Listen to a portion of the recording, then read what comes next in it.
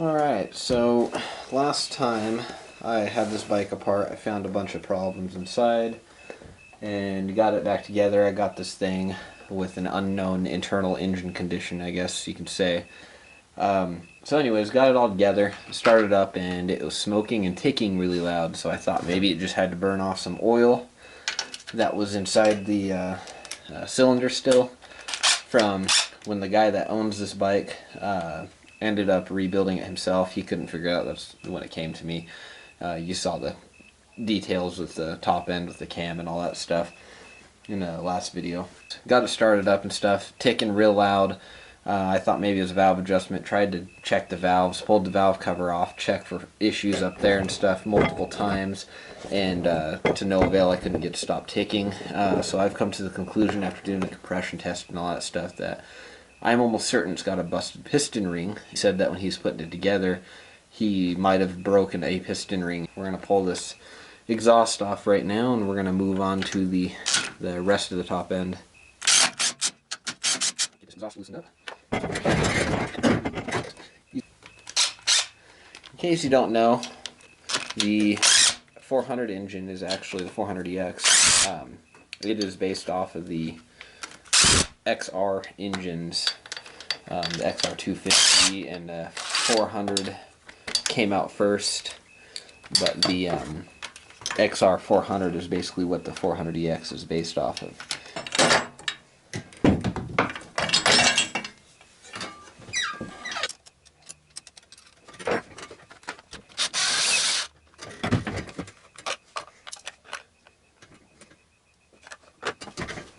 Let's hope that the lighting is okay on this, because there's nothing more annoying than trying to get the right angle and you find out your light is just drowning everything out. So I got this 10mm out of here.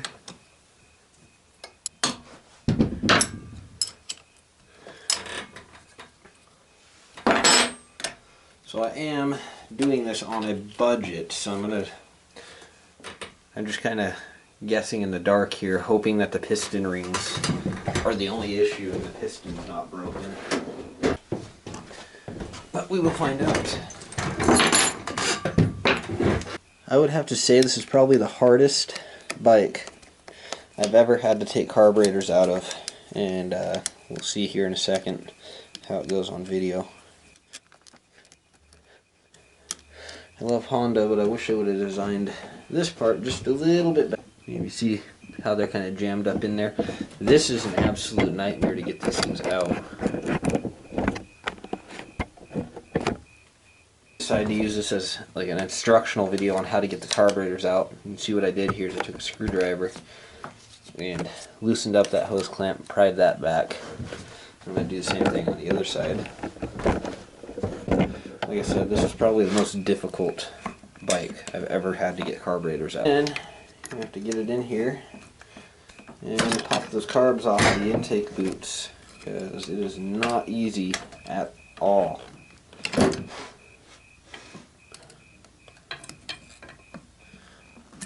we go.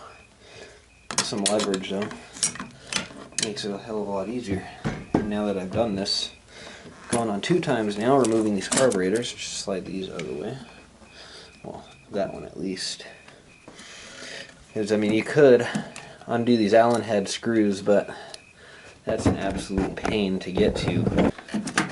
Bike you'll deal with getting carburetors out of if you have the dual setup one anyways. So I can't remember what years they did the dual setup with, but as you can see, they don't like to come out very easily. Maybe they'll come out on this side if I'm lucky.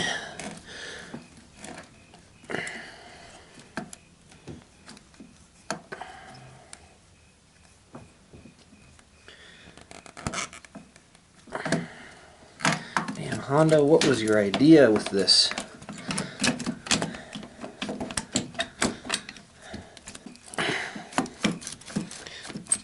Oh, I'm leaking gas everywhere. There we go. Those are out.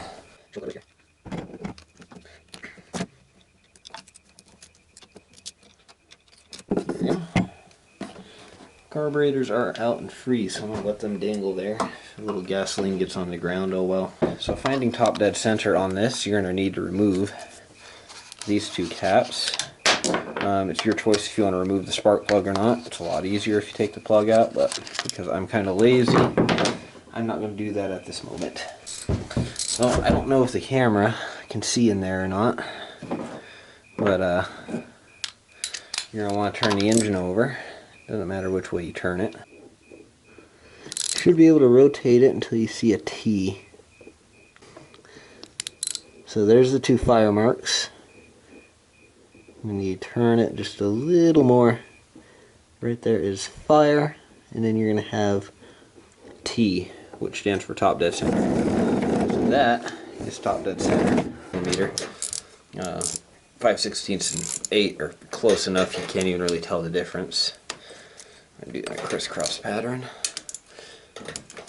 because the theory is it'll keep it from warping anything.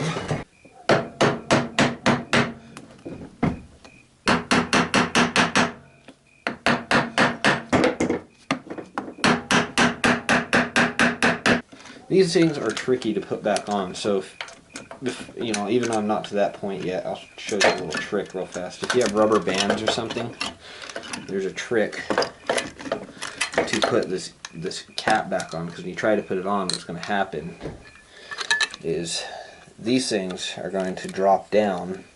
Well, these ones, the intake side especially, they're going to drop down. When you put this together, these are just going to be dangling like that due to gravity, and your valve adjustment is going to be way out of whack, and it's going to throw you off and you're going to be confused. So what you can do when you install these, take these caps off and get a small O-ring or a rubber band or even a small piece of wire and wrap it around there, not around this part but around closer to where it says in, and it'll hold these into place. Do it on the intake and exhaust, and when you go to put this back on, they won't fall into place, and when you have it back on, everything's torqued down, you can just cut the O-ring, hold it with a pair of pliers and snip it and pull it out, kind of like a doctor pulling stitches out. Okay, so this is a part that'll stump a lot of people when they're working on these bikes, is how to get the camshaft out, because it looks like you just pull these pins out and the camshaft should come out and stuff. So that's not the case. Same with the 400EXs and stuff. The only difference with the 400 and XR400 is you're going to have a totally different cam chain tensioner, which is going to be over here. I'll put a picture here to show you what it looks like. Anyways, first thing you want to do is this right here, push it, and that will loosen the tension on the cam chain. And then next, here I want to remove these two 8mm bolts right here and crack those loose. And then get this whole little assembly out of the way and put it somewhere where you're not going to lose it or forget where it goes.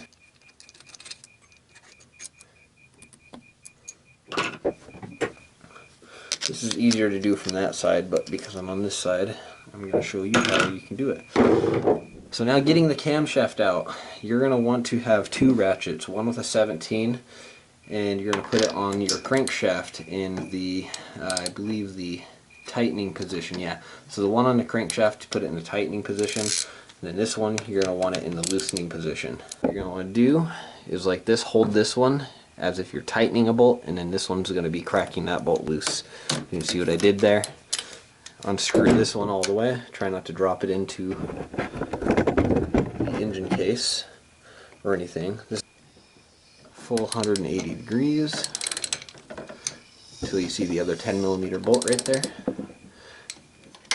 And then once again, one ratchet and loosening, which is the one, so the 10mm ratchet you want loosening, the 17mm ratchet you want tightening, so that way they'll work against each other so you can break these bolts loose. So now you'll see this come loose, just like that. And don't lose that one in your case. It would be a good idea to put a rag or something right here. Now, see how your camshaft and everything's loose? You can set that down like that. Right now would be a good time to set it back to top dead center, but right now it's not going to matter because we're going to be pulling the top end apart anyways. So now your camshaft, you'll see, is completely loose, and your bearings are now free. You can take the bearings out and make sure both bearings, you'll see how this one has a seal on the outer race right here? This seal goes towards the outside. And I believe that is the same for the other one too. Yeah, so seals go towards the outside of the engine. Basically, when these seals or these bearings go on the crankshaft, they go this way. Seals pointing out, ball bearings pointing in. So now the camshaft, you can see what I did here. You should be able to just slide it on out, just like that, and set that to the side. Try not to drop your cam gear down too far in there. Cam chain, you can drop it in there. It ain't going to hurt anything if it drops into the thing, because you're going to be able to pull it back out. What I did is I actually have a special tool I made just for timing chains. You can see this right here. It's an old screwdriver that I had, and it was a tiny flathead. You can do this with any long one. You just heat the end up bright red hot, take a needle nose pair of pliers, bend it over and make a L or a U shape to hook things. And there it was. So these are going to be 12 millimeter, my bad.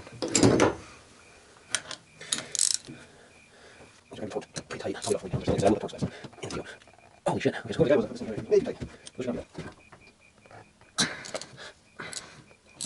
Probably mentioned before I forget, your other head bolt is going to be under this little cap over here. You have to pop that up and out of there. It should pop right off. Just like that. Put that somewhere where you're not going to lose it.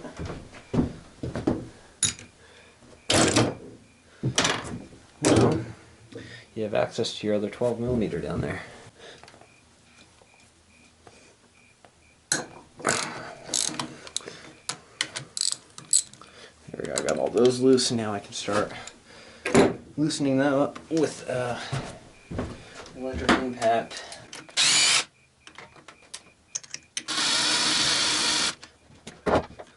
I had another YouTuber friend of mine. I actually know him real well. He's a real good guy. He asked me why I do my work all at night. Well, there I go, dropping things into the engine. And he asked me why I do all my work at night.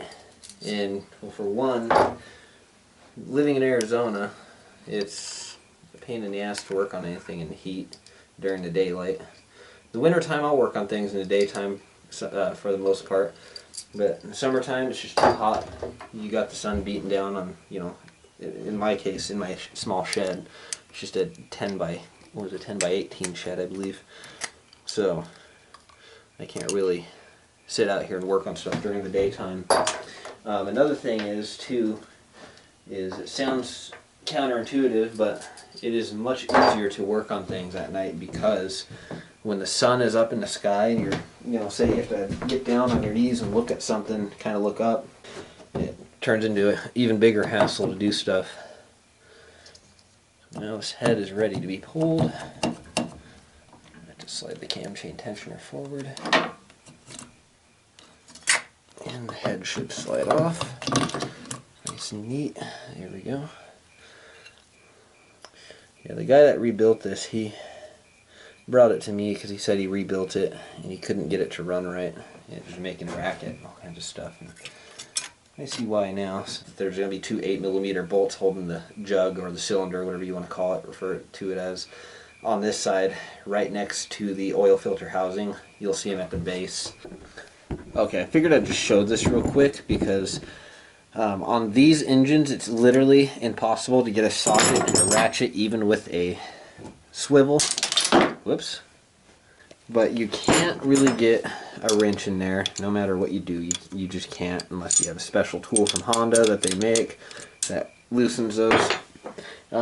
However, you can get a socket on there, you see, but you can't get a ratchet in there, not even with a swivel. So what I found out works is put the socket in there, take a wrench like this, and if it's super tight, you can take a screwdriver. I'm going to show this real quick. You take a screwdriver in there, and you can crack that loose. That's going to be the only way you can do that without the special tool. I figured I'd show that real quick, and I'll show me actually demonstrating that because I haven't done the other one just yet. So what I'll do is I'll put that there. Make sure you put the angle. You see the angle of the the square drive of the ratchet part. But you can see what I'm doing here is essentially just putting the wrench in like that, and then using this as almost like a T-handle, T-drive, and then I'm going to twist it, and then you can see how it just cracks that little bolt loose, and from there on you should be able to unscrew them. At this point you could probably get them with your fingers or something, or maybe even the open end of the wrench. You should be able to do it a little twist at a time. So as you can see how I got that now. Simple as that. Only reason I'm using this rubber mallet is because I am recording right now, and it is very hard for me to get around the camera and everything.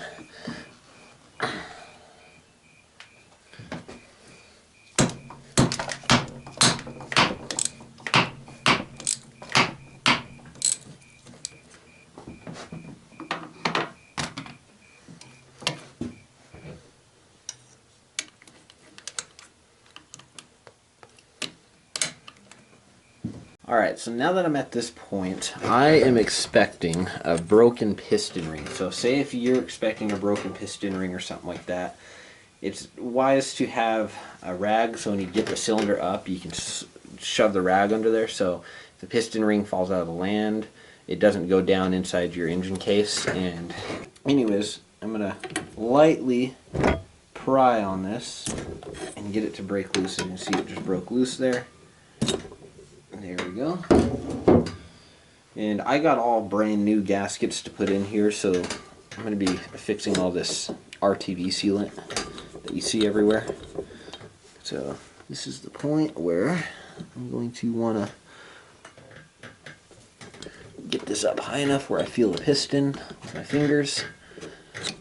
And like I said, because I am expecting a rusted piston ring, I'm going to put this rag in here just in case anything falls. It doesn't go down into the engine case, and at that point I would have to pull the entire engine apart. So let's pull this up and see what's going on in here.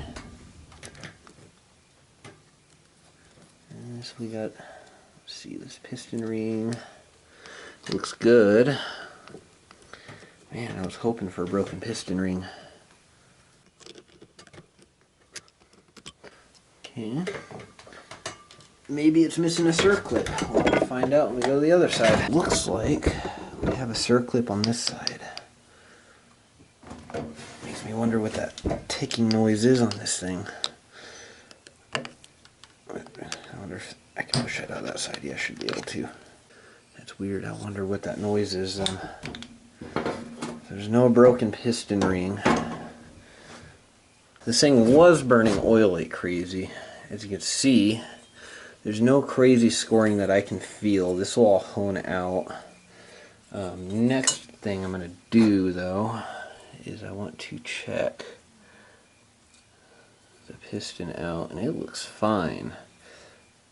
Next thing I'm going to do, though, because this guy didn't really know much about these things, or what he was doing exactly, and when he took it apart,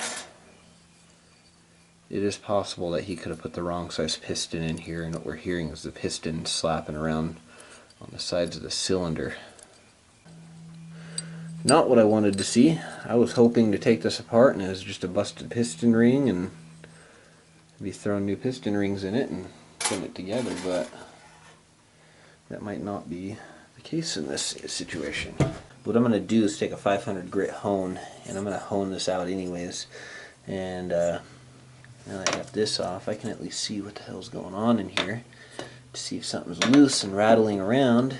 Maybe something's banging around in there. But anyways, you can see, I figured out what the noise is. I wish I would have thought about this before. Everybody makes a mistake, I guess, but I pulled this cap off a couple times trying to figure out what was going on. For some reason, it never dawned on me. But what's going on here, I don't know if the fisheye lens is going to help out. Let me get some straight edge here. So you can see right here, it's perfectly straight on this. This thing should not be perfectly straight like that. You see how it's got a divot? And if you look at this one, it should have kind of a, where it should rock, you know, on the rocker arm, of course. It should be shaped so that way I can do this. You can see this one. That's completely chewed up. It looks like, I don't even know how the hell this could happen. I'm gonna have to pop these out and replace them. So I'm gonna have to go online and see if I can get a set of them, see how much they are brand new, and replace those. But anyways, I'm gonna get back to honing this out. Started off with 150 grit hone, and I moved up to these ones. These are, I think these are 500 or 800, I can't remember. But you'll see the finished product, what it looks like. You can see that it's got some nice cross hatching. I got the top of the cylinder deck surface nice and resurfaced.